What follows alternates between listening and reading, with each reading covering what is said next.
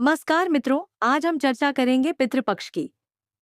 एक ऐसा समय जो हमारे पूर्वजों को समर्पित है। ये दिन हमें याद दिलाते हैं कि हम सिर्फ अपने प्रयासों से नहीं, बल्कि अपने पितरों की कृपा और आशीर्वाद से ही आगे बढ़ते हैं। पितृपक्ष क्या है? पितृपक्ष हर साल भाद्रपद पूर्णिमा से आश्विन अमावस्या तक 16 दिनों तक मनाया जाता है। इस समय को श्राद्ध पक्ष भी कहते हैं।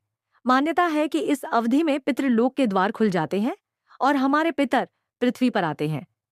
वे अपने वंशजों से तर्पण और श्राद्ध की आशा रखते हैं। पितृपक्ष का महत्व। गरुड़ पुराण, महाभारत और मनुस्मृति में पितरों की पूजा का वर्णन है।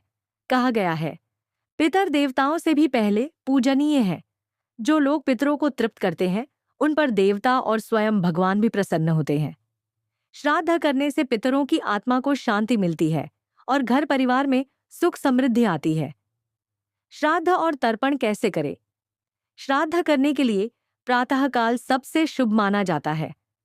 नदी किनारे या घर के पवित्र स्थान पर कुशा आसन बिछाकर जल, तिल और कुश से तर्पण किया जाता है। श्राद्ध में विशेष रूप से ये कार्य किए जाते हैं। 1. तर्पण, जल, तिल और कुश के साथ पितरों का आह्वान कर अर्पण। 2.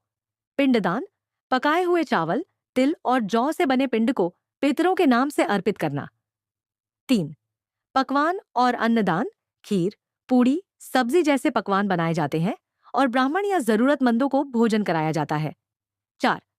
दान, वस्त्र, अनाज, दक्षिणा और गौदान का भी विशेष महत्व है। इस दौरान ब्राह्मणों और गरीबों को भोजन कराना सबसे श्रेष्ठ माना गया है। कहा जाता है कि अतिथि ही पितरों का रूप होते हैं। पितृपक्ष में क्या न करें? शास्त्रों में कुछ निषेध बताए गए हैं। इस समय नए कपड़े न पहने। मांगलिक कार्य जैसे विवाह, गृह प्रवेश, मुंडन आदि न करें। इन 16 दिनों का उद्देश्य केवल एक है, अपने पितरों को याद करना और उनके प्रति कृतज्ञ होना। मित्रों, हम चाहे कितने भी आधुनिक क्यों ना हो जाए, हमारी जड़ें हमारे पितर ही हैं। पितृपक्ष हमें यह सिखाता है कि पूर्वजों का सम्मान और स्मरण ही हमारे जीवन की सबसे बड़ी पूंजी है। आइए, इस पितृपक्ष में हम सभी श्रद्धा भाव से अपने पितरों का स्मरण करें और उनसे आशीर्वाद प्राप्त करें। जय पितृदेव।